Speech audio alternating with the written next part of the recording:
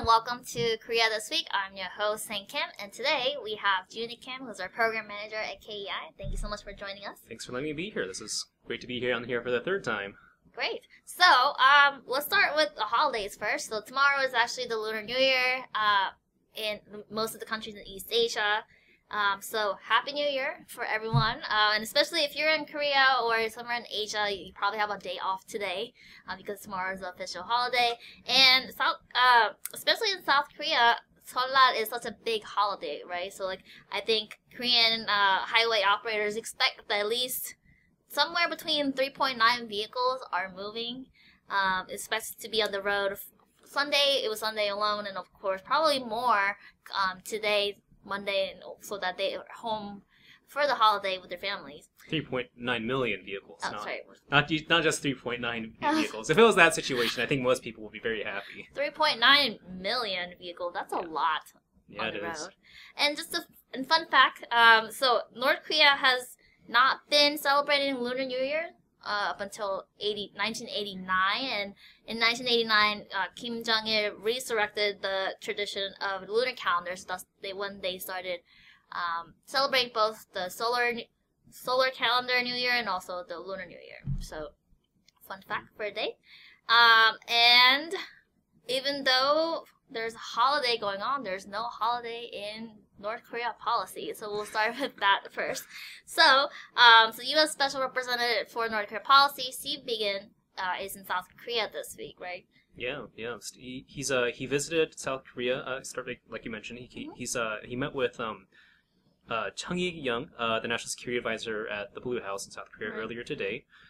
They discussed the upcoming second U.S. North Korea summit that's scheduled to take place at the end of February. We don't know the exact date or venue, but we'll talk about that a little bit later. Yeah. So again, the second summit is a major news item for this week, right? So President Trump hinted several times that he has the date, he has the venue, but he hasn't said it. He even hasn't announced it officially. So when are we officially expect to hear from him? Yeah. Well, Trump, from his TV reality background, loves doing things like this. He likes saying to people, "Stay tuned." Stay tuned. Right? Yeah, I'm going to make a big announcement now. But the State of the Union, which was postponed from a few weeks ago due to the government shutdown, is set for tomorrow. And there's been some of that. Well, will he? Won't he? Talking about if he's going to make the major announcement about the exact date and venue for the U.S. North Korea summit. There were some sources last week that said that Vietnam is the place that they've said, and the plans are in motion for that. Obviously, we don't know if that's going to be the case, but we'll find out in the next few days, most likely. And yeah, so we'll see. Trump loves making big announcements. He loves being on primetime TV, and this is the key opportunity for him to do that.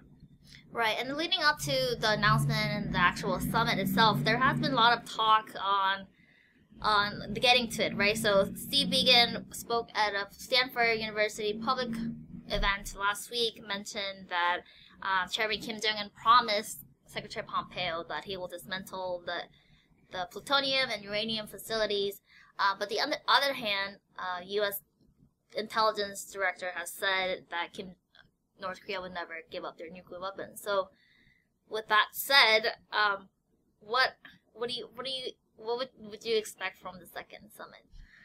Well, it's hard to gauge at this point. There's been some statements from Steve Biegun that kind of give us a little bit more clarity about maybe what they're aiming for. I think it was that same speech that he had mentioned the term simultaneous and parallel compromises, so that both North Korea and the U.S. would find kind of equivalent, tangible deliverables that they could offer at the second summit.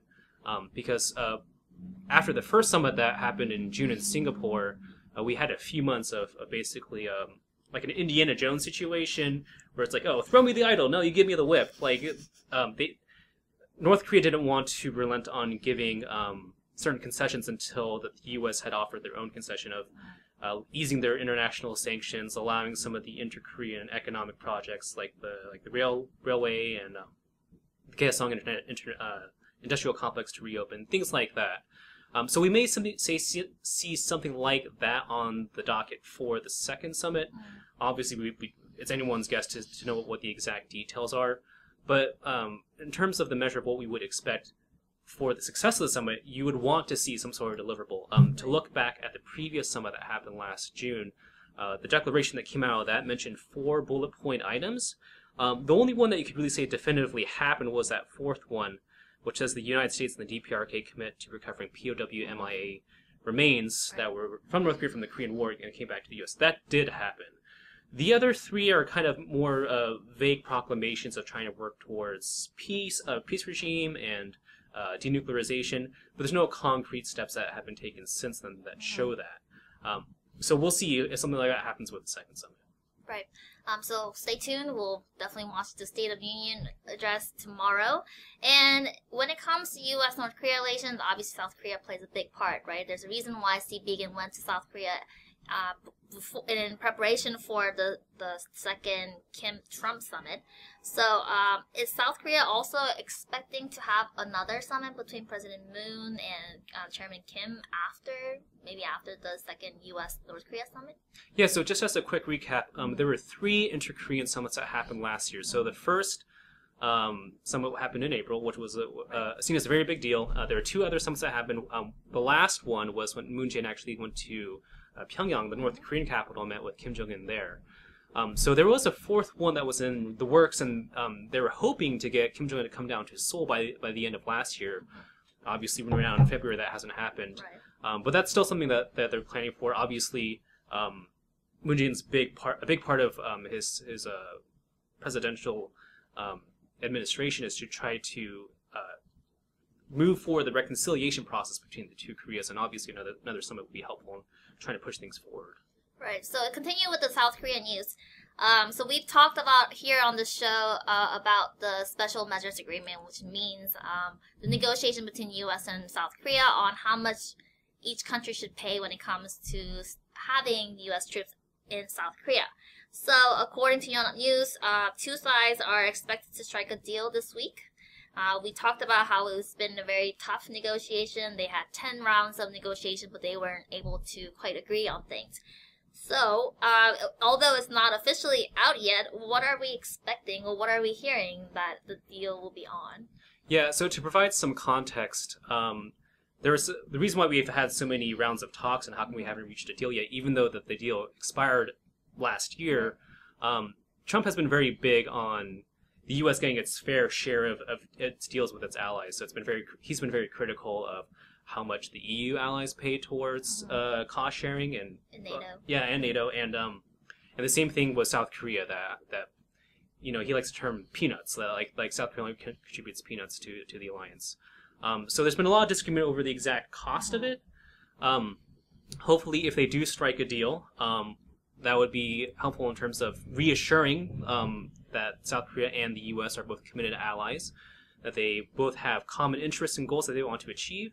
And in any given relationship, even among partners, you're going to have disagreements. That's not necessarily a bad thing, but it's only if that type of disagreement creates a wedge that you don't commit to, right? So as long as both allies are committed to to the alliance and want to move forward, it's fine. But according to the reports saying about this, if the upcoming deal does happen, there's some reports that say it might just be for 1 year, which may complicate the process of renegotiating yet another deal, maybe just a year later. And on the docket too is at some point within the near future, the U.S. and Japan also have to negotiate their own cost sharing agreement. So these are all things to watch out for this weekend for future years to come. Right, and the sources say that they're gonna meet halfway. So this South Korean part will take the U.S. offer and do the contract yearly basis, and the U.S. will accept South Korea paying less than $1 billion. And with that said, nothing's official yet, so we're going to have to stay tuned and see what they actually agree on.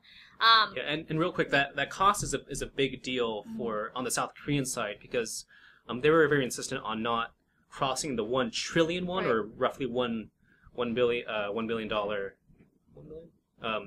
$1 trillion barrier because of how much that seems in the eyes of the South Korean public. Right, the how much they're psychological, yeah, that was the limit. $9.99 versus $10, right? Right. It just sounds better. And I also want to talk about that 1-year agreement. So 1-year agreement means basically for next year's cost sharing, they have to start negotiating now, right? So that's a constant negotiation back and forth. Pretty much throughout the whole year, you have to worry about the next year and the current year. That's very stressful. Yeah, and the opposition lawmakers in South Korea have pointed that out, Right. saying that, like, oh, this isn't a good sign. But obviously they see that because it casts the ruling party in a bad light, saying something like that. But again, as long as both allies are committed to working things out, things will be okay in the end. Right. So in the U.S., there was a bill introduced last week that was called U.S and ROK Alliance Support Act, which, if you want to talk about it a little bit, it does talk about the U.S. troops in South Korea. So what does this say, at least in like a big picture? Yeah, sure. So I'm sure for some people following the news, it's been in the news that Trump has announced troop withdrawals from Syria and Afghanistan, and a lot of people here in D.C. Were very concerned about that and what that means for American foreign policy globally and our role in the world. And so, same thing. The same concerns came up for South Korea. So there was a bill that was introduced had bipartisan support in the House that would try to limit the president's withdrawal anything below 22,000. But what I think this shows is that even though the Trump administration may have its own ideas of what it means to project American power around the world, that there still is wide bipartisan internationalist support for the idea that America should be committed to other regions around the world. Right, and also President Trump said it himself the recent media interview that he has no plans to pull troops from South Korea. That's right. So I know there's been worries that when he goes into the second summit with Chairman Kim that he might say something like withdrawing troops, but it seems like that's off the table at this moment. Yeah, because what happened during the last summit is sort of what caught people by surprise, is when kind of Trump impromptu canceled the joint exercises that were supposed to happen. I think that happened in August. And who knows exactly how that conversation goes down, but Trump, in the way that he thinks, I'm sure that North Korea probably offered him, like, think about how much money you can save if he just didn't do this. And he's probably like, well, you're right, we could save some money. So, who knows? Right. So we'll make sure to address all this coming up as we hear more news. I do want to turn to South Korean domestic politics for a little bit because on the show we often talk about the U.S. politics affecting the U.S. policies in other places in foreign policy. So President Moon's cabinet is likely to reshuffle after the holidays. President Moon has been replacing some cabinet members already, but we'll see more and more coming up, and this is largely due to the upcoming National Assembly election in April 15th next year, actually. So there are actually 5 ministers who used to be National Assembly members and became ministers. So of course they would have to get prepared for the election next year. And some of them include Interior Minister, Transportation Minister, Cultural Minister, and Ocean Minister, and Education, and so on. So what would this mean in terms of Moon's administration and his policies going forward? So looking at the context of his whole administration, so President Moon came into office with very high approval ratings, and he suffered a lot of setbacks over the past year, and that's kind of been the norm for modern South Korean presidents, that their public opinion ratings have kind of suffered as their terms go on. So the reshuffling of his cabinet, it's nothing new. It's something that can happen when national assembly members want to prepare for the next election. But it's important for him to try to assemble a team that can help what could be a very difficult time for his presidency moving into the second half of it.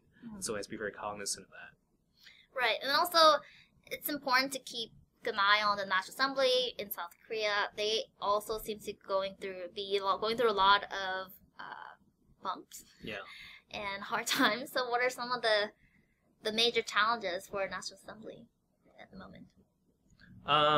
So yeah, like you mentioned, it's a hard time, and there's a series of scandals that have occurred within South Korea recently. One recent example is that there was some tensions that occurred between South Gyeongsang Province, which is a province in South Korea, Governor Kim Kyung-soo. He was found guilty this past Wednesday of involvement in a massive online case of trying to rig online comments in favor of President Moon Jae-in, basically trying to sway the election his way. And so, massive scandal. Like I mentioned, that he was found guilty this past Wednesday, and he was a key Moon confidant during that election process. Right, so this is very controversial because if you look at the previous presidency under Park Geun-hye, there was huge controversy and huge scandal over the comments and Twitter and stuff using social media to influence the election. So this is not a good sign for Moon's administration. Of course, the opposition party is not happy with this. So it is will likely to continue it, and the disagreement and the controversy between the opposition party and also the current Moon Jae-in's party will continue, and this might affect how National Assembly is going to function, and all the bills they have to pass, and it would just lead to a domino effect. Yeah, the Liberty Korea Party has threatened a boycott of the National Assembly schedule for February due to their protest of how this has occurred. Right. So we'll definitely keep an eye on the South Korean domestic politics as well. Is there anything else that you would like to mention? I think that's all we have for today. We do have a Lunar New Year event that's happening later today at our office here from 5:30 to 7:30 p.m. We're featuring one of our previous Korean American Day honorees from 2016, Chang Jae-ok. She is a very reputable person who helped share Korean cuisine into America, one of the earliest pioneers in that field. Right. Great. So we are very excited to host our annual Lunar New Year reception, and we wish you Happy New Year. With that, we'll come back next Monday at 2 p.m. So see you next time. Bye.